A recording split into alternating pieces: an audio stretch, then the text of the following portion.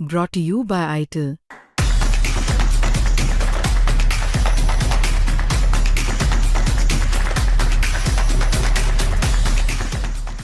नमस्कार दोस्तों, क्राइम तक में आप सबका स्वागत है। मैं हूं सुप्रतिम बैनर्जी।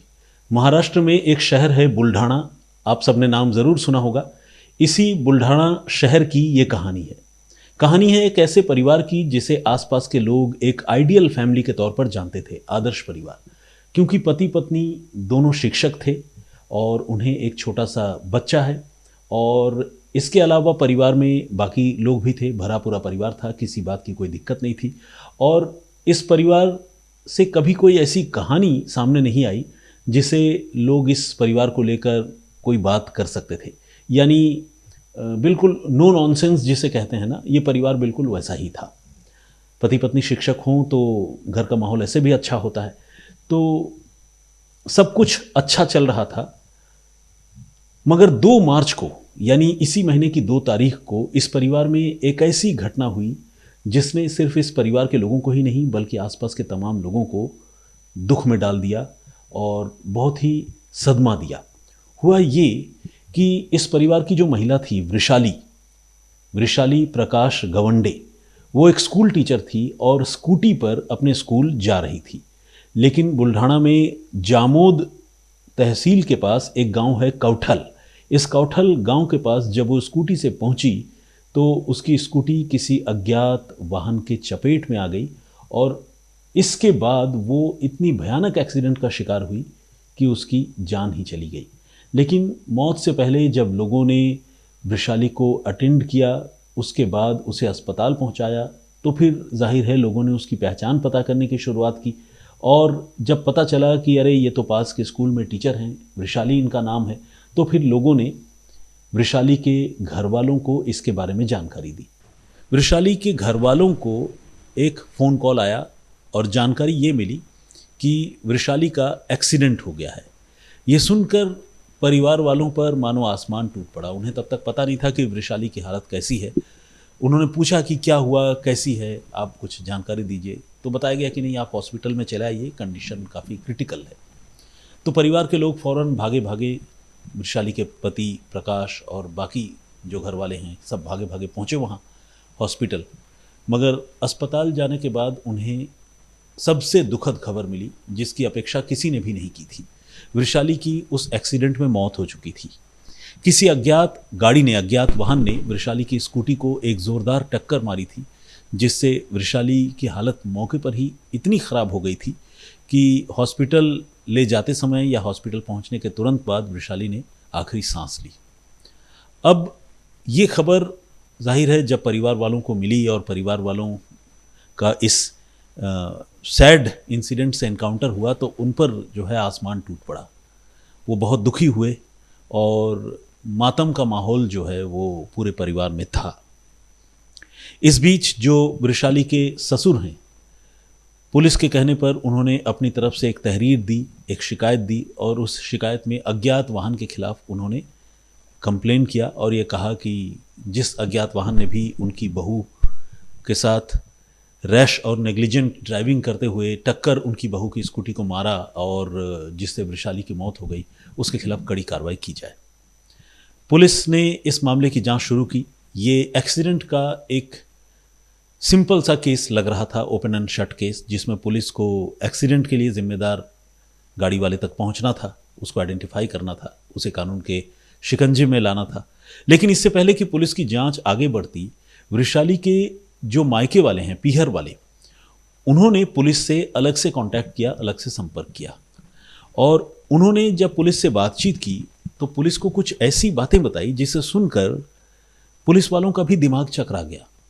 अब तक ऐसा लग रहा था कि वृषाली प्रकाश और ससुराल वालों के बीच में, वृषाली का पति प्रकाश और ससुराल वालों के बीच में किसी तरह का कोई डिस्प्यूट, कोई विवाद नहीं था और दोनों बहुत खुशहाल थे। लेकिन अब मायके वालों ने जो कहानी बताई वो बिल्कुल उल्टी थी। पुलिस को ये जानकारी मिली कि वृषाली का अपने पति प्रकाश के साथ जो है वो रिश्ता बिल्कुल भी अच्छा नहीं था। वृषाली को उसके ससुराल में बुरी तरह से टॉर्चर किया जाता था। वृषाली को एक छोटा सा बेटा भी है, बच्चा भी है। इसके बावजूद ससुराल के लोग जो है उस बच्चे की खातिर भी रिलेशनशिप को अच्छा करने की कभी कोशिश नहीं करते थे। वृषाली के मायके वालों से कार, दहेज में सोने के जेवरात, कैश, ये सारी चीज़ें शादी के कई साल बाद अब भी मांगी जा रही थी। और वृषाली इतनी परेशान थी कि उसने कुछ रोज़ पहले अपने ससुराल वालों के खिलाफ और ख़ासकर अपने ससुर के खिलाफ वृषाली ने रिपोर्ट लिखवाई थी और ये कहा था कि मुझे ससुराल में सारे लोग मिलकर बहुत टॉर्चर कर रहे हैं, परेशान कर रहे हैं, घरेलू हिंसा और दहेज प्रताड़ना का मैं शिकार बन रही हूँ। और जब आप समझ सकते हैं कि जब मामला थाना पुलिस तक पहुँच जाए, कंप्लेंट हो जाए, तो फिर उस तरह के मामलों में होता यही है कि फिर रिश्ते में कुछ बचता नहीं है। तो वृषाली जो है अपने ससुराल से वापस अपने घर चली आई थी। लेकिन इसके बाद फिर जो परिवार के बाकी लोग हैं, नाते रिश्तेदार हैं, उन्होंने दखल दिया। समाज के कुछ अच्छे लोगों को जो जिम्मेदार हैं उनको बुलाया गया और दोनों परिवारों के बीच में बड़े बुजुर्गों ने मिलकर समझौता करवाया और ये तय हुआ कि अब प्रकाश और उसके घर वाले वृषाली को बिल्कुल परेशान नहीं करेंगे। ये भी बताया गया कि भाई आपको और क्या चाहिए, इतनी अच्छी बहू है, घर में छोटा सा बेटा है, बहू खुद भी एक वर्किंग लेडी है, टीचर ही सही, और बहुत हाई पेड सैलरी भले ना हो लेकिन 2 पैसा घर में लेकर आ रही है, तो आपको तो बहुत ख्याल रखना चाहिए। उल्टा आप लोग टॉर्चर कर रहे हैं, परेशान कर रहे हैं। तो प्रकाश और उसके घर वालों ने कहा कि ठीक है, आइंदा ये बात कभी फिर रिपीट नहीं होगी। हालांकि उनका भी अपना एलिगेशन था वृषाली के अगेंस्ट में, बहुत सारे इल्ज़ामात उन्होंने भी लगाए थे। दोनों पक्षों की में जब लड़ाई होती है तो शिकायतें दोनों को एक दूसरे के खिलाफ होती है, लेकिन समझौता हो चुका था और वृषाली अपने ससुराल वापस आ गई थी और पिछले कुछ समय से ससुराल में ही रह रही थी और ऊपर से सब कुछ अच्छा लग रहा था। हालांकि ये सारी चीज़ें जो है वो परिवार के अंदर की चीज़ें थी और एक कंप्लेंट जो थाने में दी गई थी लोकल पुलिस स्टेशन में, वहाँ इसकी जानकारी ज़रूर थी, लेकिन आसपास के जो लोग हैं और वृषाली और प्रकाश को जो जानने वाले दूसरे लोग हैं, उनको उनके परिवार के अंदर चलने वाले इस इंटरनल डिस्प्यूट के बारे में इतनी खबर नहीं थी। इसीलिए लोग उन्हें एक आइडियल कपल या फैमिली के तौर पर भी जानते थे। तो अब जब ये तहरीर, इस कंप्लेंट के बारे में जानकारी मिली और ये पता चला कि वो शिकायत वृषाली ने वापस ले ली थी समझौते के बाद, लेकिन घर वालों ने ये शिकायत की कि उसके बाद प्रकाश जो है वो ग्रज रखता था अपनी पत्नी वृषाली से, तो फिर पुलिस का माथा ठनका। घर वालों ने यह भी कहा कि उन्हें पूरा यकीन है कि वृषाली की मौत किसी एक्सीडेंट में नहीं हुई है, बल्कि इसके पीछे कोई गहरी साजिश है और जानबूझकर उसे हिट किया गया है। पुलिस को जब ये बात पता चली तो पुलिस को भी लगा कि इस एस्पेक्ट को एक्सप्लोर तो करना ही चाहिए, लेकिन डायरेक्टली अगर ससुराल वालों से पूछताछ करते तो जाहिर है कोई भी कातिल अपना जुर्म तो कबूलता नहीं है, वो भी नहीं मानते। तो ऐसे में पुलिस ने दूसरे तरीके से मामले को इन्वेस्टिगेट करने का फैसला किया। ऐसे भी पुलिस को इस मामले को इन्वेस्टिगेट करना ही था, उस गुनहगार ड्राइवर तक पहुंचना ही था जिसने एक्सीडेंट किया था। बेशक केस एक्सीडेंट का होता तो पुलिस ने सीसीटीवी फुटेज एग्जामिन करने की शुरुआत की। इत्तेफाक से जिस जगह पर यह एक्सीडेंट की घटना हुई थी उस जगह पर कोई भी फोकस्ड सीसीटीवी कैमरा नहीं था, लेकिन उस रूट पर कई सीसीटीवी कैमरे थे जिसमें गाड़ियों के आते जाते हुए फुटेज जो है वो कैद होते थे। पुलिस ने इन सीसीटीवी कैमरों की फुटेज को इकट्ठा किया और उन्हें स्कैन करना शुरू किया। पुलिस ने ये देखा कि कौन कौन सी गाड़ियाँ जब वृषाली का जिस टाइम फ्रेम में एक्सीडेंट हुआ था उस तरफ गई और या फिर उधर से वापस आई, और क्या कोई ऐसी गाड़ी भी है जिसकी मूवमेंट थोड़ी सस्पिशियस हो, ड्यूबियस हो। पुलिस जो है इस चीज़ को एक्सप्लोर कर रही थी और ढूंढ रही थी। ऐसे में पुलिस की नज़र एक 4 व्हीलर पर गई जो टाटा इंट्रा वैन थी। टाटा इंट्रा आप सब जानते हैं, जिसे हम लोग आम बोलचाल की भाषा में छोटा हाथी कहते हैं, उसी तरह का एक मिनी ट्रक का मॉडल है, बल्कि माइक्रो ट्रक है, बहुत ही छोटा ट्रक है। और वो गाड़ी जो है वो थोड़ी, उसका मूवमेंट जो है थोड़ा सा रहस्यमयी था। मूवमेंट इसलिए रहस्यमयी था कि जब वृषाली का एक्सीडेंट हुआ उसके पहले से उस रास्ते पर वो गाड़ी 1-2 बार आ जा चुकी थी और एक्सीडेंट के वक्त और उसके बाद भी वहाँ से गुजरती हुई वो गाड़ी पुलिस को नज़र आई। इसके अलावा किसी गाड़ी की इतनी ज़्यादा फ्रीक्वेंसी उस इलाके में उस रोज़ नहीं देखी गई थी। पुलिस ने सीसीटीवी कैमरे में जो फुटेज कैद हुई थी उसके ज़रिए ही इस टाटा इंट्रा गाड़ी का नंबर भी पता किया और वो नंबर उभर कर सामने आया, MH28BB5753। अब पुलिस ने जब नंबर मिल गया तो रजिस्ट्रेशन नंबर के सहारे पुलिस ने इसके मालिक के बारे में जानकारी जुटाई। पता चला कि मालिक जो है वो टाटा इंट्रा ऑपरेटर है और उसी इलाके का रहने वाला है, बुल्ढाना का। पुलिस ने देर नहीं की, मनीष सूर्यवंशी नाम था उस आदमी का। पुलिस ने उसे हिरासत में लिया और उससे पूछताछ शुरू की। उसने बिल्कुल ये कहा कि मुझे तो कुछ पता ही नहीं, एक्सीडेंट तो हुआ ज़रूर है।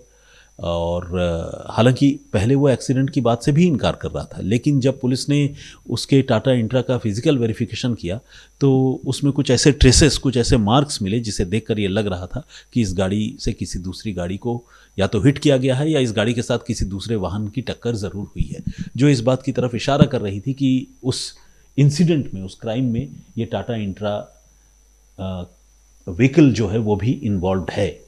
अब पुलिस ने जब मनीष से पूछताछ की तो मनीष ने पहले तो अनजान होने की बात कही, लेकिन जब मनीष को ये बताया गया कि भाई तुम्हारी गाड़ी उस रूट पर सुबह सुबह इतनी बार क्यों अप्लाई कर रही थी, क्यों आना जाना, कहाँ से तुम माल उठा रहे थे, कहाँ जा रहे थे, कहाँ वापस आ रहे थे, कई बार तुमने वहाँ पर आना जाना किया, तो ऐसा क्यों? तो मनीष इस सवाल के जवाब पर जो है वो लड़खड़ा गया। वो बहुत कन्विंसिंग आंसर पुलिस को नहीं दे सका। उसने ये भी झूठ गढ़ने की कोशिश की कि कहीं माल लेने गए थे, वापस आए। पुलिस ने कहा ठीक है चलो वेरीफाई कराओ, किससे माल लेने गए थे, किससे माल लेने जा रहे थे, वेरीफाई कराओ। लेकिन उस दिन तो कोई माल पिक ही नहीं करना था।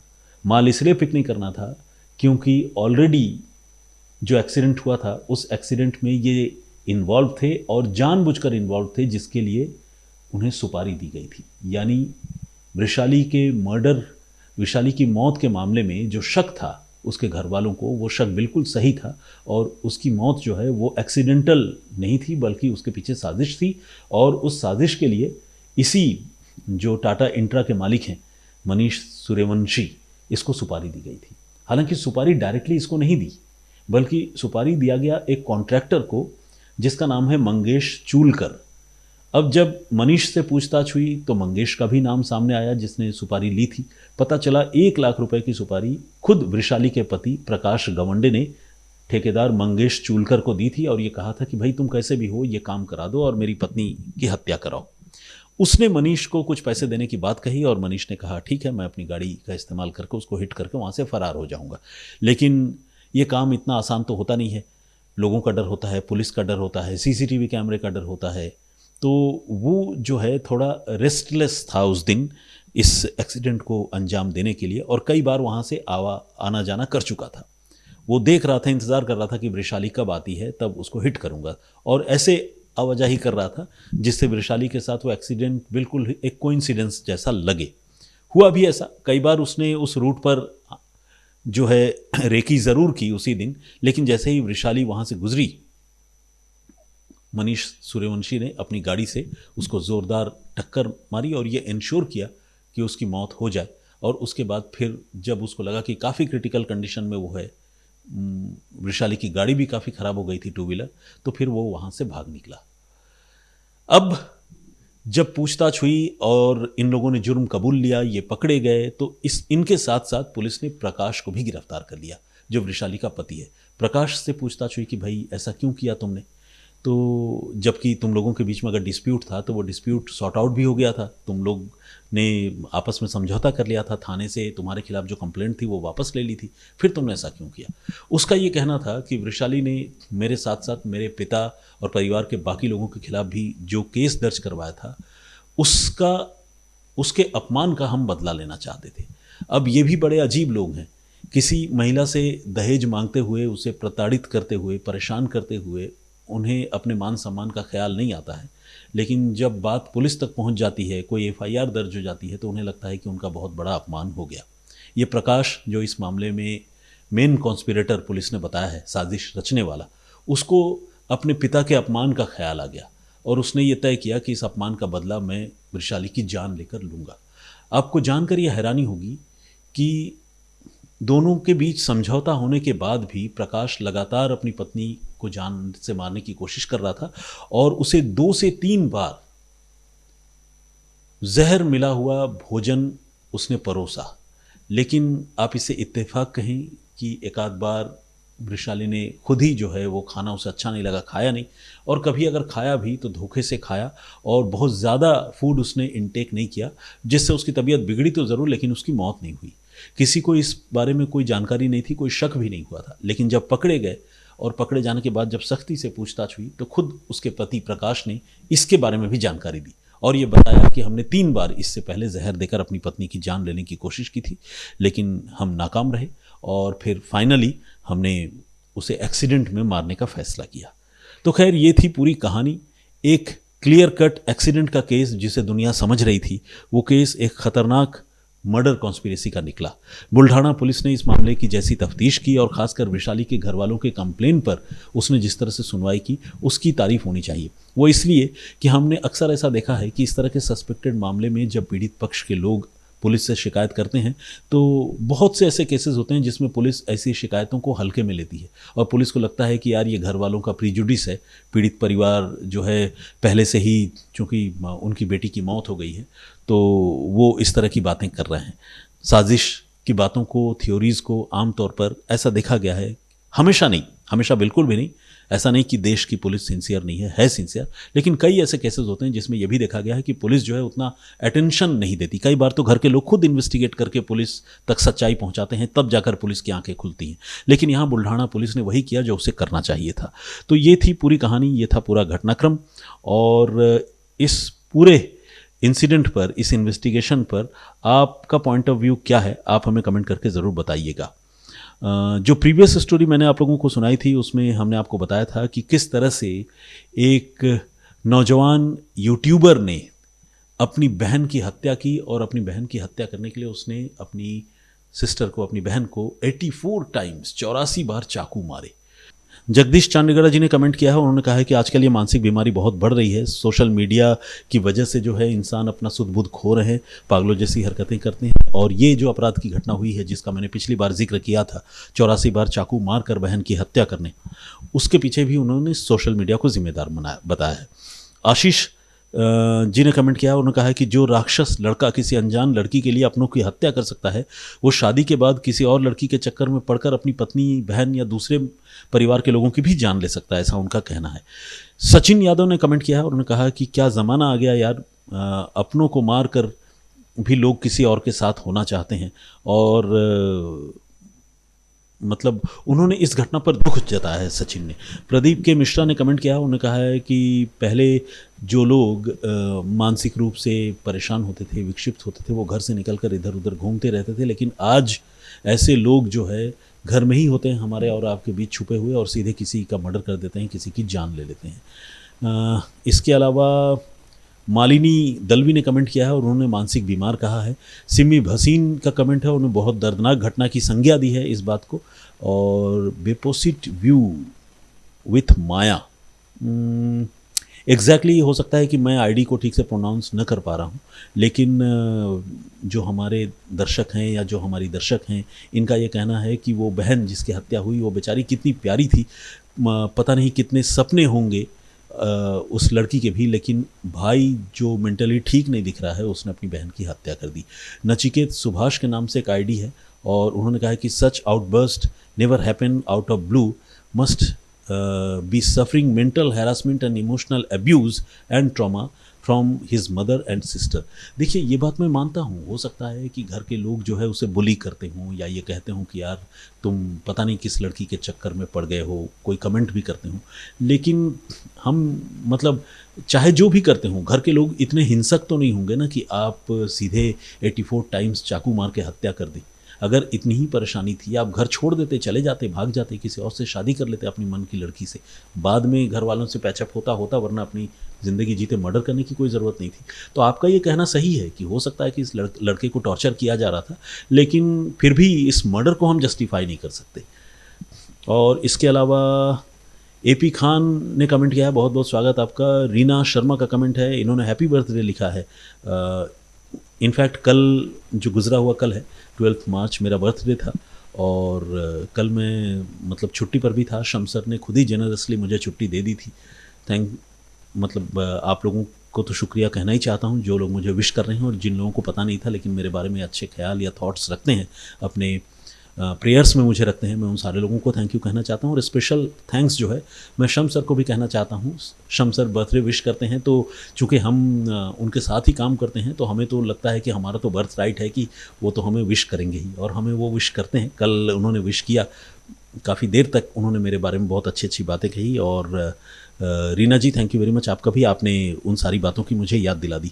चेतना मिश्रा ने भी कमेंट किया है, बहुत बहुत स्वागत आपका। सुधीर ने भी कमेंट किया है, बहुत धन्यवाद। इसके अलावा प्रदीप कुमार जी हैं, जितेंद्र भट्ट हैं, सुमिता महतो दास ने भी कमेंट किया है, थैंक यू वेरी मच। और इसके अलावा ह्यूमन एस के नाम से एक आईडी उन्होंने कमेंट किया है, धीरज कुमार का भी कमेंट है।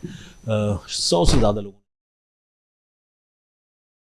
कमेंट्स एक दिन में पढ़ना या सारे लोगों के सवालों का जवाब देना भी संभव नहीं है, लेकिन आपसे गुजारिश है कि आप यूं ही अपनी बातें लिखते रहिए ताकि ये टू वे कम्युनिकेशन जो हमारा और आपका चलता है वो आगे भी यूं ही चलता रहे। फिलहाल मुझे इजाज़त दीजिए, अपना बहुत ख्याल रखिए, सुरक्षित रहिए। जय हिंद, जय भारत।